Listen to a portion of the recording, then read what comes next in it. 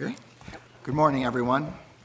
The Deputy Attorney General and I are joined today by leaders from each of the Justice Department's law enforcement components, the FBI, ATF, DEA, U.S. Marshals, as well as leaders of other department components. I've convened this group to discuss two areas of continuing concern to the department. First, combating violent crime. And second, prosecuting and deterring those who would criminally threaten public servants, including law enforcement personnel, members of Congress, judges, and election workers. First, with respect to violent crime. We know that hard-fought progress can easily slip away, and we must remain focused and vigilant.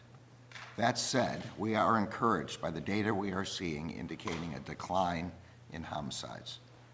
The FBI has reported that the number of homicides fell over 6% nationally between 2021 and 2022. And the Major City Chiefs Association has reported a double-digit decrease in the number of murders across 69 major cities through September 2023 as compared to the same time period during 2022. This is not a time to relax our efforts. We have so much more to do. In May 2021, we launched our violent crime reduction strategy aimed at addressing the spike in violent crime that had occurred during the pandemic. Central to that strategy has been the importance of our partnerships among federal law enforcement agencies who are assisting the fight against violent crime, partnerships with state and local law enforcement agencies tasked with protecting their local communities, and partnerships with the local communities themselves. As part of that strategy, we have been bringing to bear our technological tools, including advanced ballistics analysis, firearms tracing, crime gun intelligence centers, and local fusion cells to support joint law enforcement investigations to identify the principal sources of violent crime in specific local communities. We have also been bringing to bear our federal statutes and prosecutorial tools to arrest and convict the repeat offenders and criminal organizations that are the principal drivers of violent crime. In addition, we are making good use of the Bipartisan Safer Communities Act of 2022, known as BISCA, which expanded our authority to prosecute firearms traffickers and straw purchasers who buy guns for those barred by the law from possessing them. We have already charged over 300 defendants under that authority.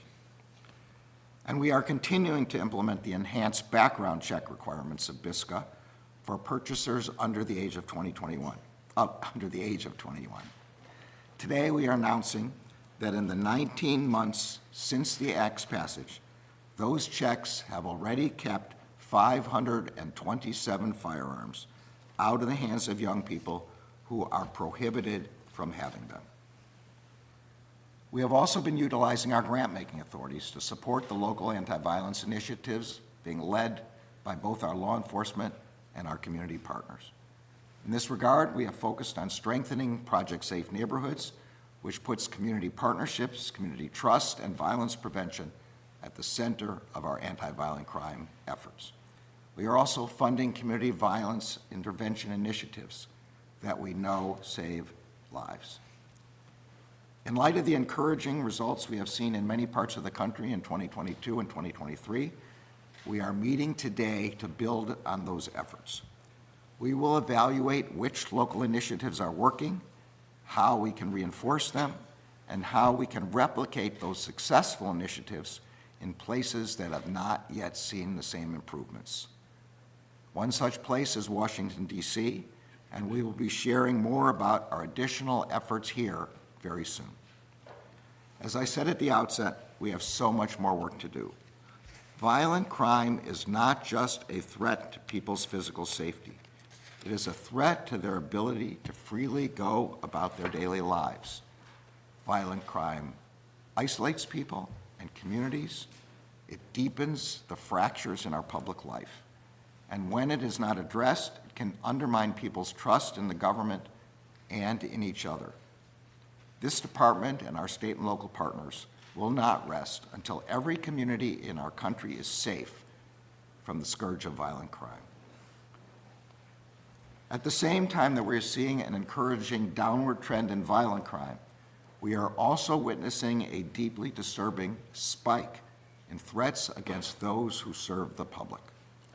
In just the final months of 2023, the department investigated and charged individuals with making violent threats against FBI agents, federal judges, including a Supreme Court justice, presidential candidates, members of Congress, members of the military, and election workers.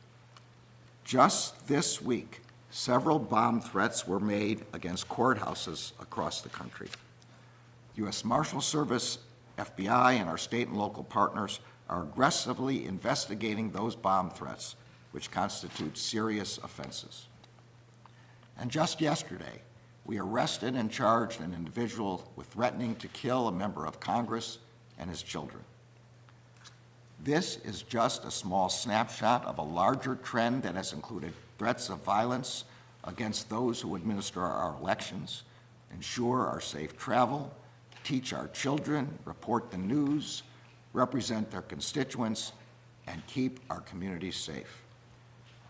These threats of violence are unacceptable. They threaten the fabric of our democracy. Over the past several years, the Justice Department has dedicated itself to combating these threats. We are meeting here today to determine how we can double down on those efforts in the new year. Before beginning our meeting, I want to take a moment to recognize that tomorrow marks the third anniversary of the January 6th attack on the Capitol. For our country, January 6th was an unprecedented attack on the cornerstone of our system of government, the peaceful transfer of power from one administration to the next. For many of the law enforcement officers defending the Capitol on that day, January 6th was also dangerous, painful, and personal. On that day, officers were punched, tackled, and tased as they defended the Capitol and those inside. One officer was crushed in a door, and another was dragged down a flight of stairs. Officers were attacked with chemical agents that burned their eyes and skin. They were assaulted with pipes, poles, and other dangerous and deadly weapons. Over the course of, I'll wait just one moment until the fire trucks pass.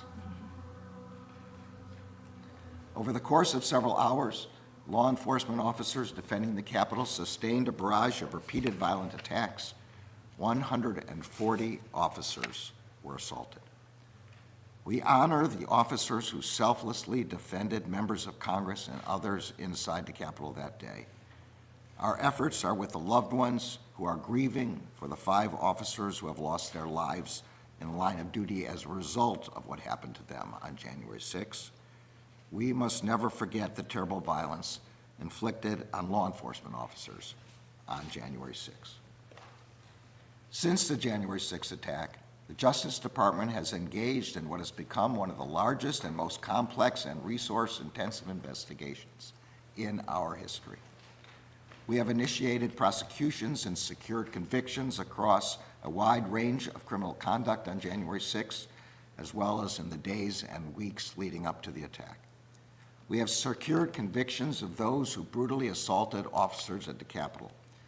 We have secured convictions against those who obstructed the certification of the presidential election.